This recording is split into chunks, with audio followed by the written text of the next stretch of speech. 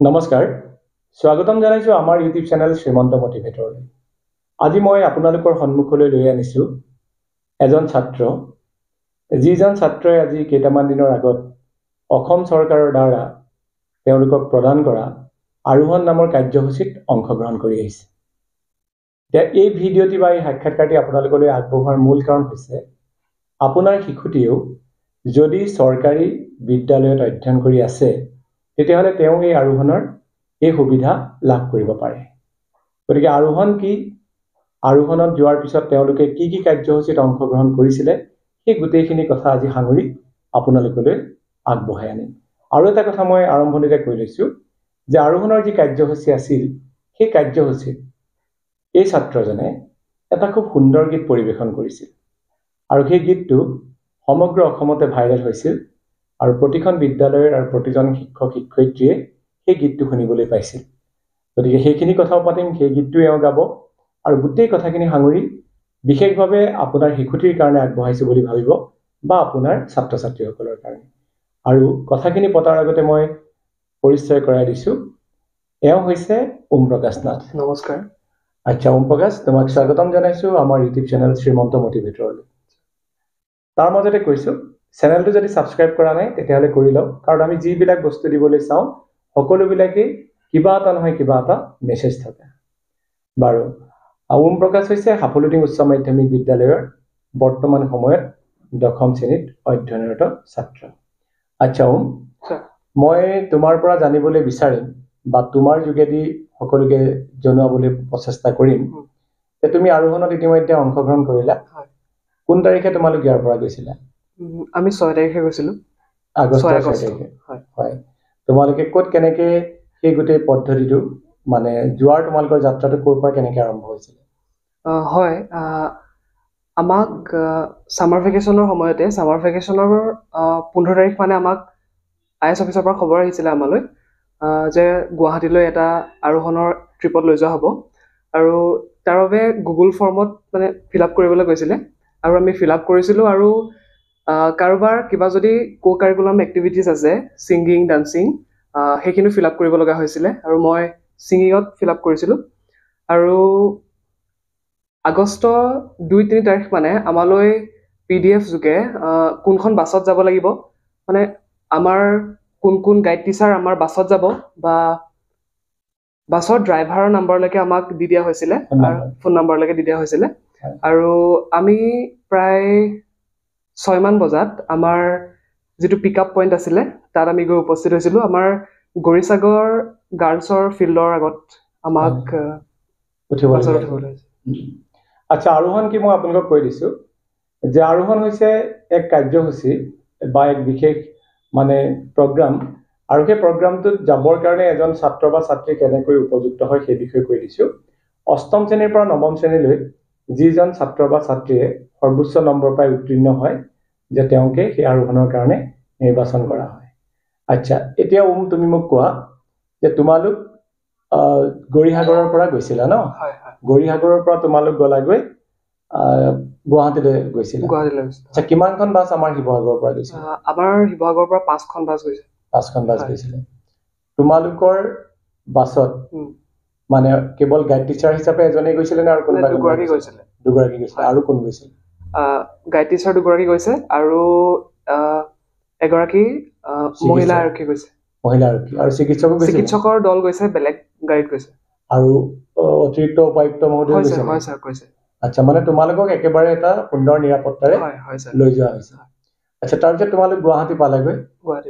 গুৱাহাটীতো এইকেইটা দিনত অতিমাত্ৰা বানপানী আছিল বানপানী আছিলে কিন্তু আমাৰ সেই আইআইটি সাইডে আমাৰ কোনো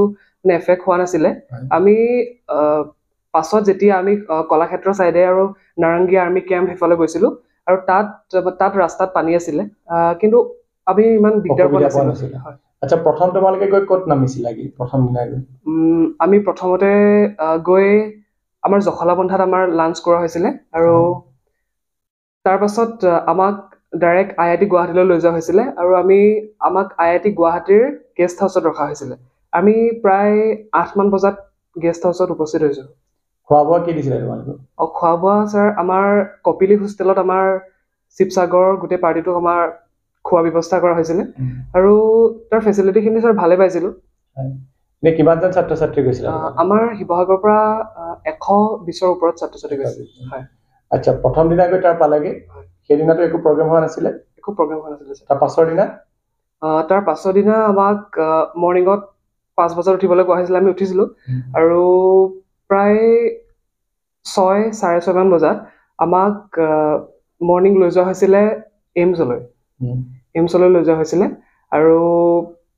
এইমছৰ পৰা আমাক আকৌ পুনৰ IIT লৈ অহা হৈছিলে IITত মানে আমাৰ 3জন ছিনিয়ৰ প্ৰফেচৰৰ লগত এটা মত বিনিময় অনুষ্ঠান আয়োজন কৰা হৈছিলে আৰু তাত ছাত্ৰ ছাত্ৰীসকলে বিভিন্ন ছাৰ নজনা কথা জানিব পাৰিছিলোঁ আৰু তাৰ পৰা তোমাৰ কিবা প্ৰশ্ন আছিল নেকি তেখেতলোকৰ প্ৰতি নাই ছাৰ যিহেতু সময়ো কম আছিলে আৰু যিহেতু আমাৰ প্ৰশ্ন সুধিবলৈ ছাৰ আগতীয়াকৈ চিলেক্ট কৰি দিয়া হৈছিলে গতিকে ছাৰ মোৰ প্ৰশ্ন সোধা নহ'ল আচ্ছা তোমালোকে এইমছত কি চালা হয় এইমছত আমাক মেডিকেল কলেজলৈ লৈ যোৱা হৈছিলে যেহেতু মেডিকেলত হস্পিটেলত বহুতো মানে পেচেণ্ট আছিলে আৰু তালৈ আমাক নিবলৈ অসুবিধা হৈছিলে আৰু আমাক দুটা গ্ৰুপ কৰি দিয়া হৈছিলে আমাৰ শিৱসাগৰ আৰু ওদালগুৰি মানে দুটা ডিষ্ট্ৰিক্ট গৈছিলে তেতিয়া কিন্তু আমাৰ শিৱসাগৰতে দুটা গ্ৰুপ কৰি দিছিলে আৰু আমাৰ দুটা গ্ৰুপত দুজনকৈ ডাক্তৰ দিছিলে আমাক মানে গোটেই মেডিকেল কলেজখন দেখাবলৈ আৰু তাত ভাল লাগিলে ছাৰ আৰু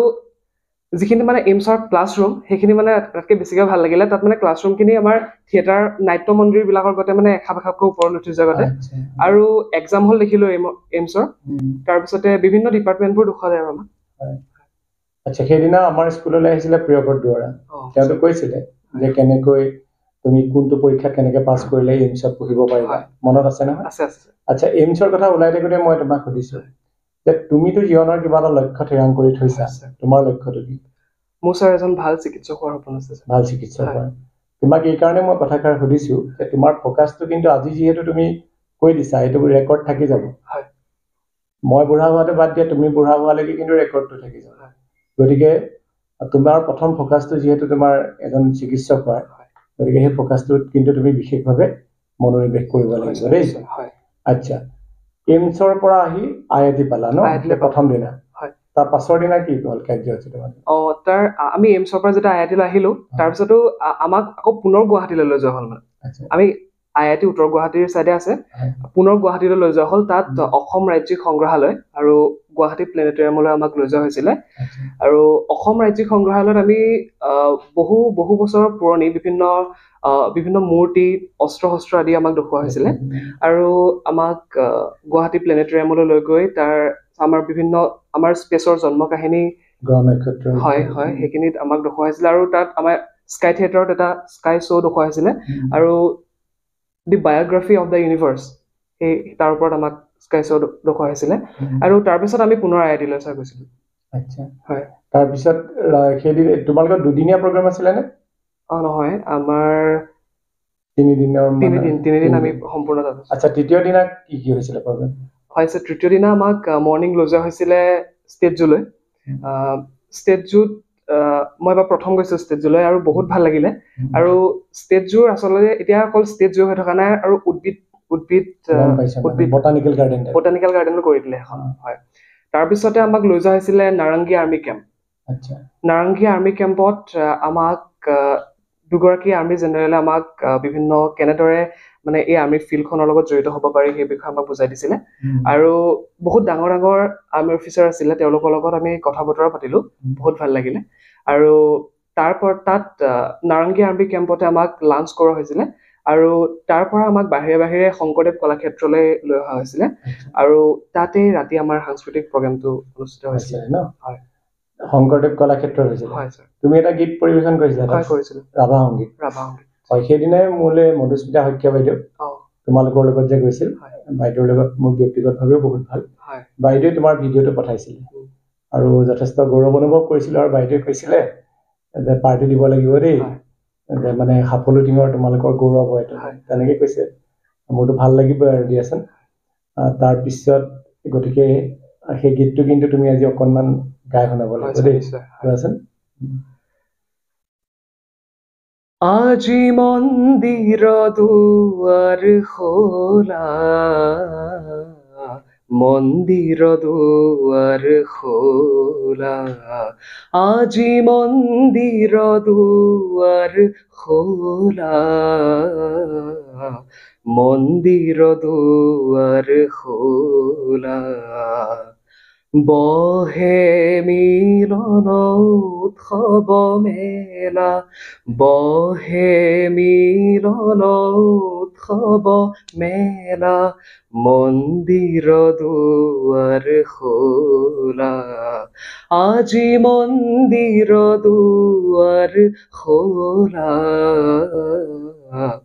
মন্দিৰ দুৱাৰ খোলা শুনো মংগল আৰতি গান শুনো মংগল আৰতি গান নাচি উঠে ভকতৰে প্ৰাণ নাচি উঠে ভকতৰে প্ৰাণ শুনো মংগল আৰতি গান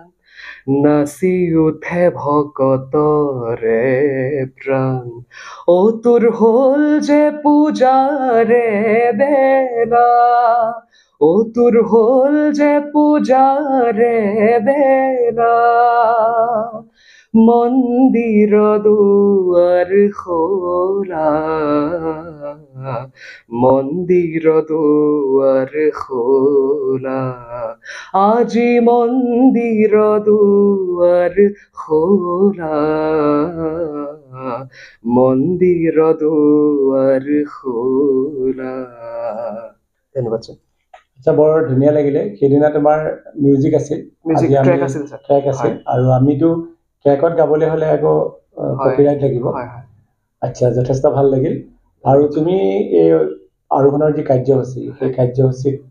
অংশগ্ৰহণ কৰিবলৈ পাই নিশ্চয় সুখী হ'লা কি হ'ল স্যাৰ যথেষ্ট আৰু এয়ে তোমাক সহায় কৰিব বুলি ভাবিছো হয় অনাগত স্যাৰ দিনত হয় হয় হয় আৰু মই এইখিনি কথাৰ উপৰিও তোমাৰ লগত মই আৰু সৰু সুৰা দুটামান কথা পাতো যে তোমালোক এতিয়া টিনেজাৰ নহয়নে হয় স্যাৰ গতিকে তুমি টিনেজাৰ হিচাপে ল'ৰা ছোৱালীবিলাকে জীৱনত দুই এটা ভুল কৰে কেতিয়াবা হয় স্যাৰ সেইটো বয়সৰ ভুল হ'ব পাৰে সেইটো ইচ্ছাকৃত বা অনিচ্ছাকৃত ভুল হ'ব পাৰে হয় হয় স্যাৰ তাৰ কাৰণে এজন ছাত্ৰই সেই ভুলবিলাক নহ'বৰ কাৰণে তেওঁ কি কৰা উচিত বুলি ভাবা স্যাৰ মোৰ যিহেতু এতিয়া 17 বছৰ হৈছে আৰু মোৰ নিজৰ পৰা এনেকে নিজৰ মত আগবঢ়াব তেনেকে নোৱাৰিম যদিও মানে মই ভাবো যে নিজকে যদি নিজৰ পঢ়া শুনা কামখিনিৰ উপৰিও কিছুমান খেলা ধূলা গান নাচ তেনেকুৱা কামত যদি নিজকে ব্যস্ত ৰাখিব পাৰি আৰু মোবাইলটোৰ পৰা আজিকালি এনেধৰণৰ হোৱা দেখা যায় গতিকে মোবাইলটো আমি স্যাৰ বেয়া দিশটো নলৈ ভাল দিশটো যদি লওঁ আৰু নিজকে আমি যদি এটা এইম বান্ধি লওঁ যে আমি এইখিনি কাম কৰিব লাগিব আৰু যদি আমি সেই পথত নিজকে ভালদৰে লৈ যাব পাৰো আৰু মানে ডিষ্ট্ৰেক্ট নোহোৱাকে আৰু স্যাৰ তেনেদৰে আমি বাছি দিব পাৰোঁ বুলি ভাবিছোঁ আৰু মোবাইল ফোন ব্যৱহাৰ কৰা নাই তুমি হয় স্যাৰ কিমান ব্যৱহাৰ কৰা স্যাৰ এতিয়া কৰিবলৈ স্যাৰ ইমান টাইম নহয় আৰু গান শুনো স্যাৰ বেছিকে মই গান শুনো আৰু কিছুমান লেকচাৰ শুনো ইউটিউবত স্যাৰ আমাৰ ছায়েন্স মেথছ যিবিলাকে পঢ়াৰ ক্ষেত্ৰত তোমাক হয়। অকণমান সহায় কৰিব হয় পাৰে হয় স্যাৰ আচ্ছা গতিকে তুমি এডিক্টেড নহয় মানে মোবাইলৰ লগত নহয় ইমান মানে এনেকুৱা নেকি পঢ়ি থাকোঁতে পঢ়াটো অলপ শেষ কৰি কেতিয়া মোবাইলটো চাম তেনেকুৱা ফিল এটা হয় নেকি নহয় তেনেকুৱা নহয় কেতিয়াবা মোৰ যদি স্যাৰ টোপনি ধৰে মোৰ যেনিবা কিছুমান নোটছ লিখিবলগীয়া হৈছে তেন্তে মই ধুনীয়াকে হেডফোনত মানে গান কম ভলিউমত লগাই লৈ মানে মই লিখো তেনেকে হয় মোবাইলটোৰ ধৰা অডিঅ'টো তুমি ইউজ কৰা বেছি হয় ভিজুৱেলটো ইমান নকৰা ইমান নকৰোঁ আৰু তুমি তোমাৰ বয়সৰ এজন ছাত্ৰ হিচাপে তুমি এইটো উপলব্ধি কৰা নে যে অতিমাত্ৰা মোবাইল ফোনৰ ব্যৱহাৰে তোমালোকৰ পঢ়াৰ ক্ষেত্ৰত হেম্পাৰ কৰিব পাৰে হয় স্যাৰ নিশ্চয় কৰোঁ নিশ্চয় কৰা ন আচ্ছা গতিকে তুমি তোমাৰ ভাইটি ভণ্টিসকলক নিশ্চয় ক'বা যে মোবাইল ফোন অতিমাত্ৰা ব্যৱহাৰ কৰিব হয়নে নহয় অতিমাত্ৰা ব্যৱহাৰ কৰাটো ভাল নে বেয়া বেয়া গতিকে ওম প্ৰকাশ দাদাই মই দাদা বুলি কৈছোঁ এইকাৰণে যে তেওঁলোকে সৰু ছাত্ৰ ছাত্ৰীসকলক লিখাৰ কথা কৈছে গতিকে মোবাইল ফোনটো খুব কম পৰিমাণে ব্যৱহাৰ কৰিব লাগে আৰু যিটো কাৰণে আমি যদি ব্যৱহাৰ কৰিলে আমাৰ কিবা এটা লাভ হয় সেই লাভ হোৱাৰ ক্ষেত্ৰখনত আমি মোবাইল ফোনটো ব্যৱহাৰ কৰা উচিত ঠিক আছে তুমি এবাৰ মেট্ৰিকৰ পৰীক্ষাৰ্থী আৰু 5-6 মাহৰ পিছত মেট্ৰিক পৰীক্ষা হ'ব